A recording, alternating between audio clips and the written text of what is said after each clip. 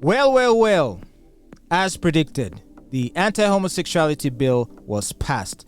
The new version of the bill that was tabled before Parliament yesterday was immediately passed. And I was shocked at how quickly that happened. I thought it would require more time. I thought there'd be some discussion.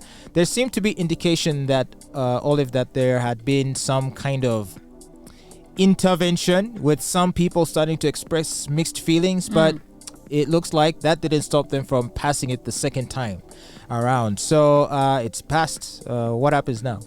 It has been passed, so it goes back to the president. He's the one to assent to it to, make it a law.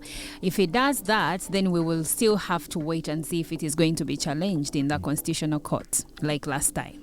Okay, so the president had returned the bill after it was first passed. He returned it back to the parliament asking for changes to be made. In particular, he wanted there to be a differentiation between people identifying as LGBTQ and those who would actually be engaging in the LGBT acts or the homosexual acts.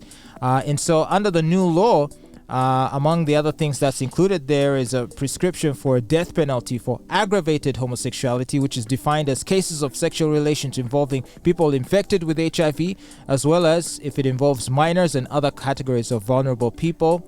Also, a suspect convicted of attempted aggravated homosexuality can be jailed for 14 years, and the offense of attempted homosexuality is punishable by up to 10 years. So when we say attempted homosexuality, what exactly do we mean here? Well, you better not stand too close to me. That's attempted homosexual. Hey! Hey, like you. Hey!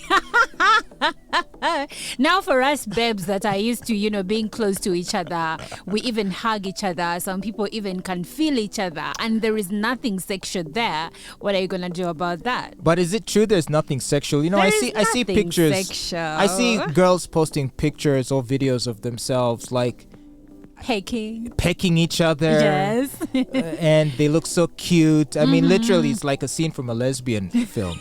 And they're posting it like, oh, me and my friend were hanging out at this beach today. It's just that today many people are perverts. Let me tell you, I was in a boarding school once, and if there is anything that boarding school taught me, it is to be comfortable in my naked body. Well, because we would walk around the dormitory naked, and that would be okay. But boys too. I mean, we'd walk around in our underwear, or we'd go to the showers. For us, we would walk around without underwear.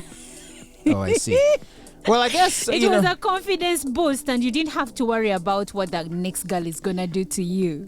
Well, the difference being, I guess, for girls is that you don't have the dangling parts of a man where, because it's the man's stuff sticks out. Exactly, and some of you have matchboxes, whereas others have long rulers, so yeah, you want to hide your property. Right, but I would imagine based on how female anatomy is, I mean, it doesn't seem too intrusive to the eyes.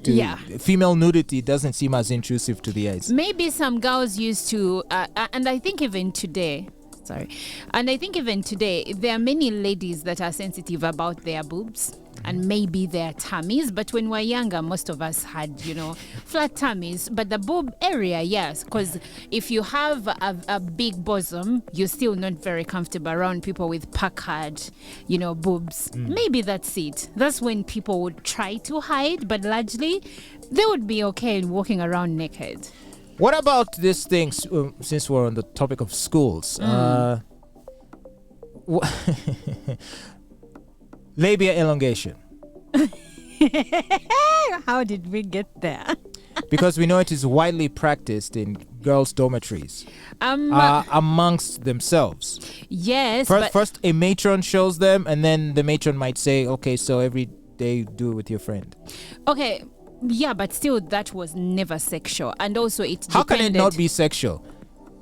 Because for something to be sexual, you have to feel a certain type of way. How is touching a labia not sexual? No, but you see, you're pulling.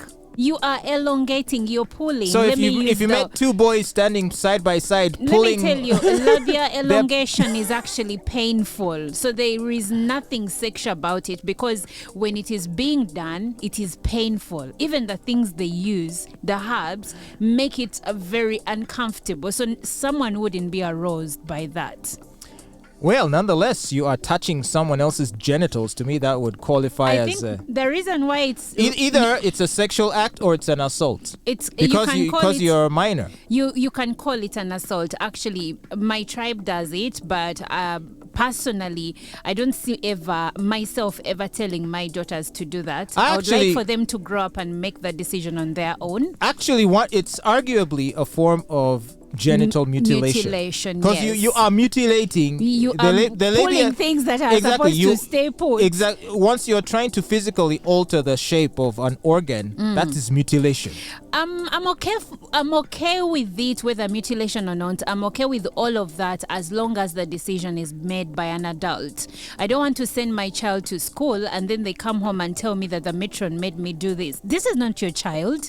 You do not get to ask other people's daughters to elongate God knows what. You don't do that.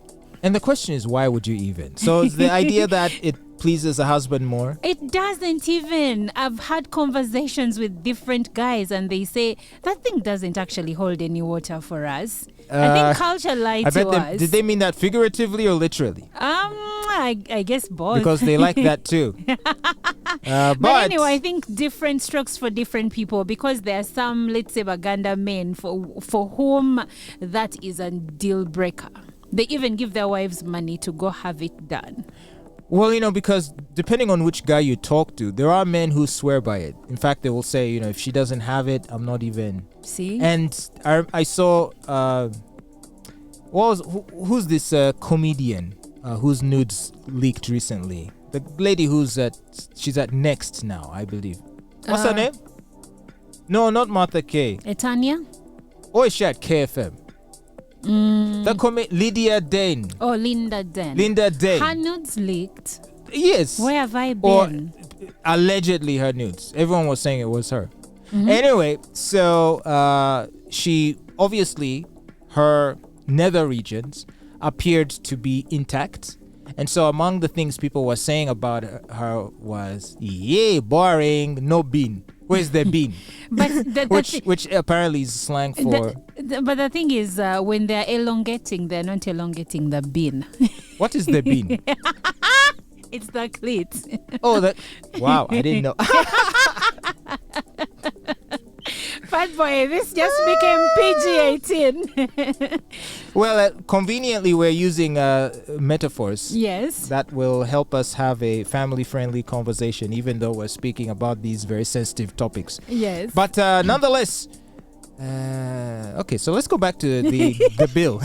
I don't know how we got here. I also have no idea. So the U.S. government has warned of economic consequences if this legislation is enacted. So I don't know if they're going to impose those economic consequences now, or are they waiting to see if the president assents? Of course, they are waiting to see if the president assents and if there is the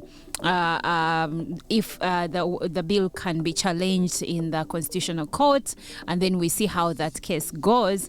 But I'm telling you, about $500 million is on the line here, because most of that money is actually aimed at fighting infections like HIV, and it's still here. We still have a scourge in this country. Wow. Well, don't you miss Trump? Because if Trump was president, you can be sure he would not be bothering us about anything. But you see, Trump was also didn't also have appetite for giving away American money, especially now that the American economy is also struggling on its own. Oh, yeah. Well, there's that. But I remember during his presidency, he was famous for being a non-interventionist. That's true. He really wanted to keep America's nose out of people's business. I know, but in this case, I actually feel like he would be like, okay, first of all, why are we giving them our money? Because they're not even inclusive. So let's just keep our money. In this case, he would still be getting America's nose out of other people's business, but also their money. Okay, well, who knows? Maybe if he's re-elected in 2024 or elected back into office in 2024, then who knows what America's attitude towards this sort of thing will be. Because for now, we've got Democrats in charge, and Democrats are super pro-LGBT. That's true. So you're not going to hear the end of it. Yeah. They'll keep singing and beating us over the head with this till kingdom come. But anyway, so I guess if you're more on the activist side of things, or if you're LGBTQ yourself, you're not pleased with these developments. Personally, I would say that they even have nothing to worry about. Much of this law is unenforceable. I would say if what someone is doing is having a consensual relationship, I struggle to see how they can be targeted by this law. Yeah, that there is room for improvement when it comes to that. Just like now they have improved the fact that someone identifying as gay does not necessarily make them criminals. Exactly. So you could say the president saved you because you could still be an activist and self-identifying LGBT activist, and while not being subject to some of those harsher provisions of the law. Exactly. And honestly speaking, when I look at this new bill, I'm like, maybe what Parliament is trying not to do is to just outrightly come out and say if it is consensual, it is allowed. Because everything else is catered to apart from that.